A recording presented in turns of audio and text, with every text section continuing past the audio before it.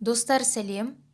Тема урока «Буйрок рай. Повелительное наклонение казахского языка».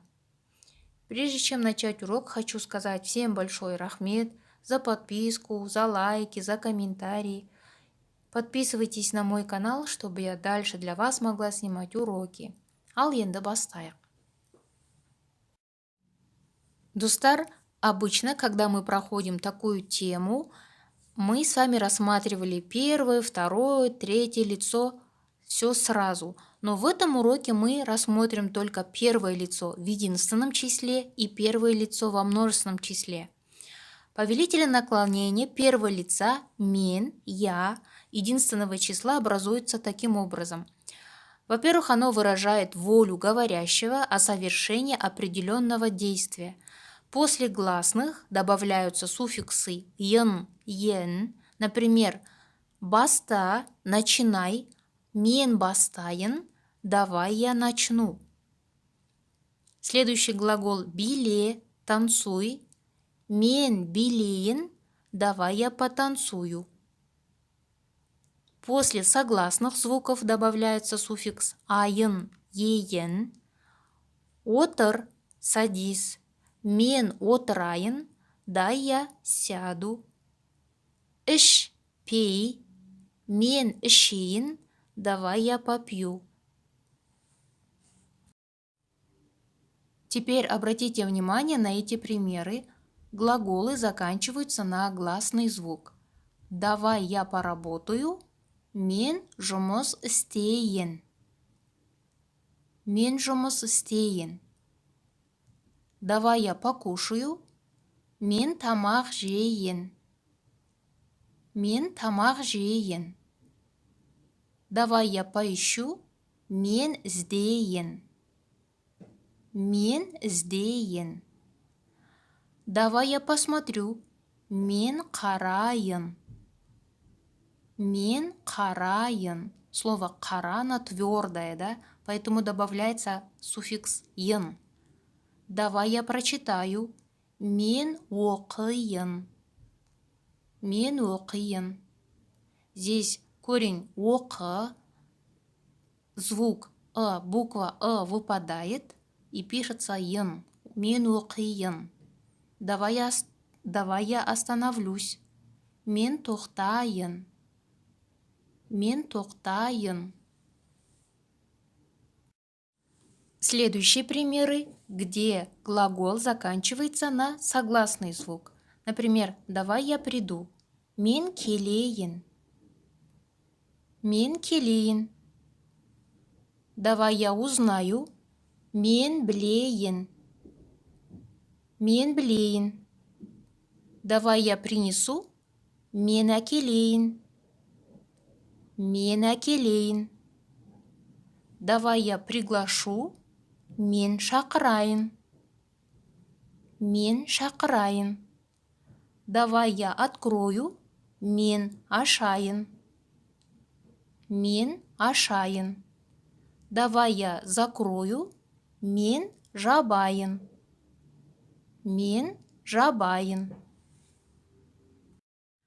Теперь множественная форма. Повелительное наклонение множественного числа. Первое лицо «біз», «мы» тоже выражает волю говорящего о совершении определенного действия.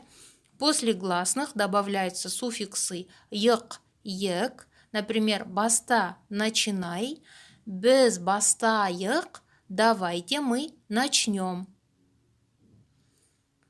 «Биле», «танцуй», «біз билейік», «давайте мы потанцуем».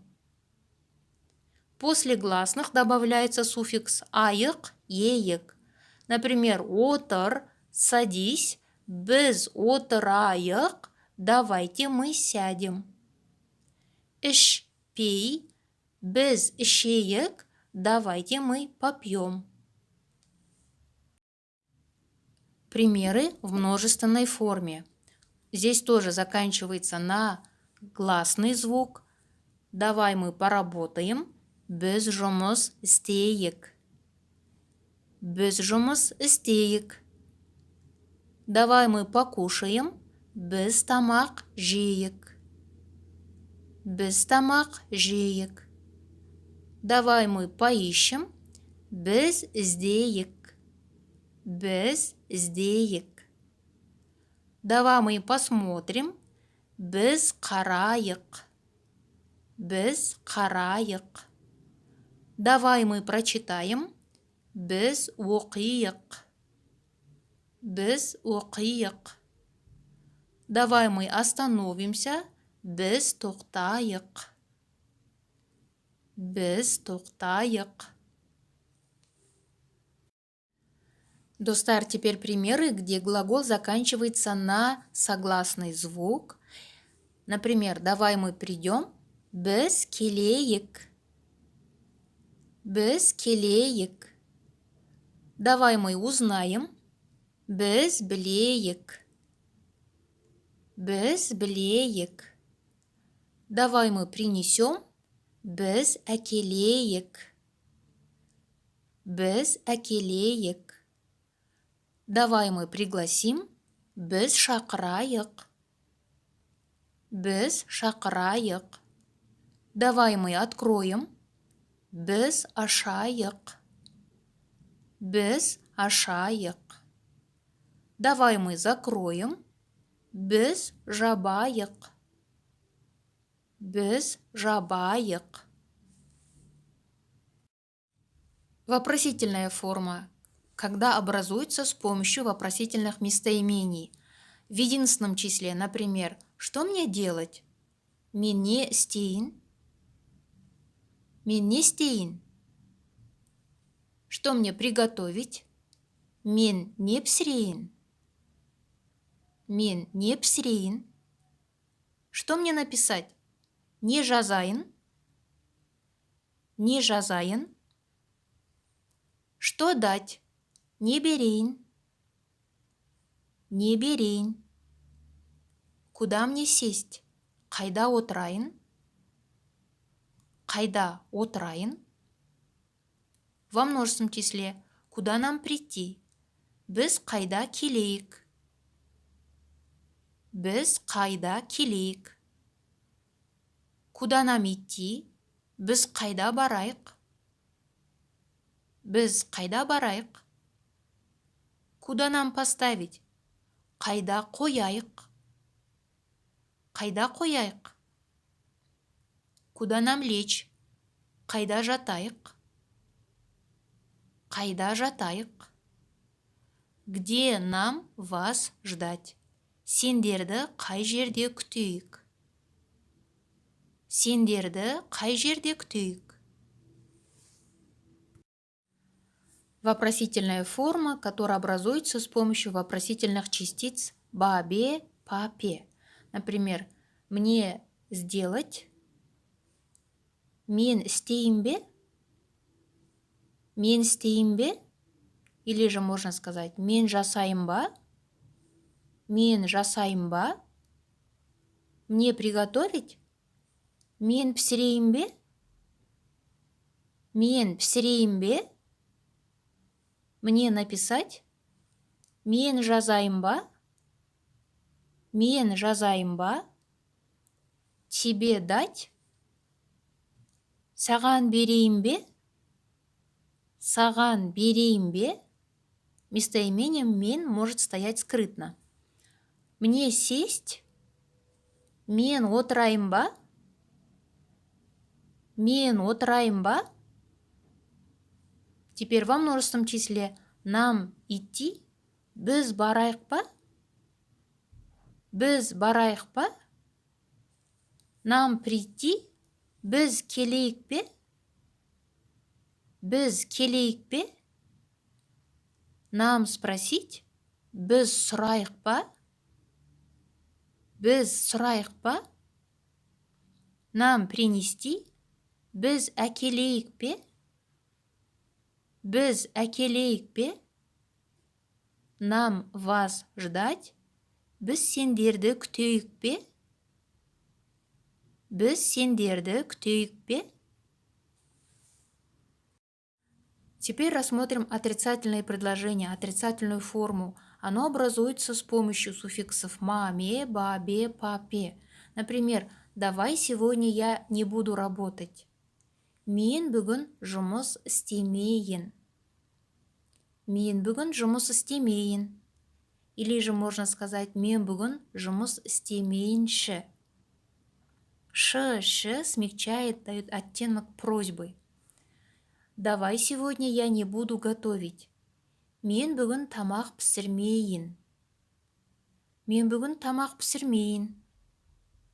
Или же мен бүгін тамақ пісірмейінші. Мен бүгін тамақ пісірмейінші.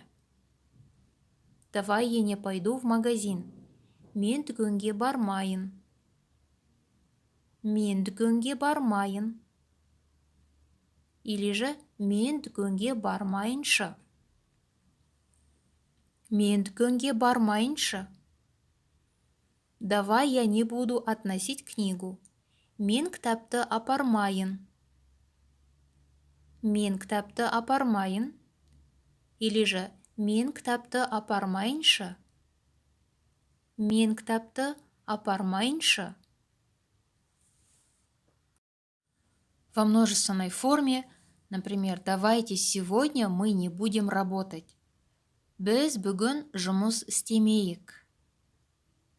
Біз бүгін жұмыс істемейік. Или же біз бүгін жұмыс істемейікші. Біз бүгін жұмыс істемейікші. Ш смягчает, дает оттенок просьбы. Давайте сегодня мы не будем выходить на улицу. Бүгін біз далаға шықпайық. Бүгін біз далаға шықпайық. Или же бүгін біз далаға шықпайықшы. Бүгін біз далаға шықпайықшы. Давайте мы не будем включать телевизор. Теледидарды қоспайық. Теледидарды қоспайық. Или же теледидарды қоспайықшы. Теледидарды қоспайықшы. Местоимение «мы», «без» может здесь скрытно стоять, да? Мы его можем не говорить. Давайте мы не будем пить кофе. Кофе ішпейік. Кофе ішпейік. Или же кофе ішпейікші. Кофе ішпейікші. Диалог. Анашым, менің қарным ашып тұр. Анашым, менің қарным ашып тұр. Мама, я проголодалась. Қазір тамақ пісірейін. Қазір тамақ пісірейін. Давай я сейчас приготовлю кушать. Сен маған көмектес, мен үлгермей жатырмын. Сен маған көмектес, мен үлгермей жатырмын. Ты мне помоги, я не успеваю. Екеуміз бірге картоп тазалайық. Екеуміз бірге картоп тазалайық. Давай вместе почистим картошку. Жақсы, қазір картопты алып келемін. Жақсы, қазір картопты алып келемін. Хорошо, я сейчас принесу картошку. Назгүл, сенің ертең қолың бос па? Назгүл, сенің ертең қолың бос па? Назгүл, ты завтра свободна? Я, қолым бос, неге сұрадың? Я, қолым бос, неге сұрадың? Да, я свободна, почему спросила? Киноға барайық. Киноға барайық. Давай сходим в кино. Барайық. Нешеде кездесеміз? Барайық. Нешеде кездесеміз? Давай. Во сколько встретимся? Сағат 2-де кездесейік. Сағат 2-де кездесейік. Давай встретимся 2 часа. Әуелі, алдымен, или же бірінші, бір жерден тамақтанайық. Әуелі, есть варианты, да? Алдымен, бірінші, значит, сперва это переводится. Бір жерден тамақтанайық. Давай сперва где-нибудь покушаем. Сосын кино көрейік. Сосын кино көрейік. Потом посмотрим фильм. Достар, надеюсь, этот урок для вас был полезным. Мы эту форму часто используем. Наверное, вы слышали, да? Барайық, келейік, бастайық, шақырайық, жүрейік, так говорят часто, да? Я вам желаю удачи в изучении казахского языка. Келесі сабақта кездескенше сау болыңыздар.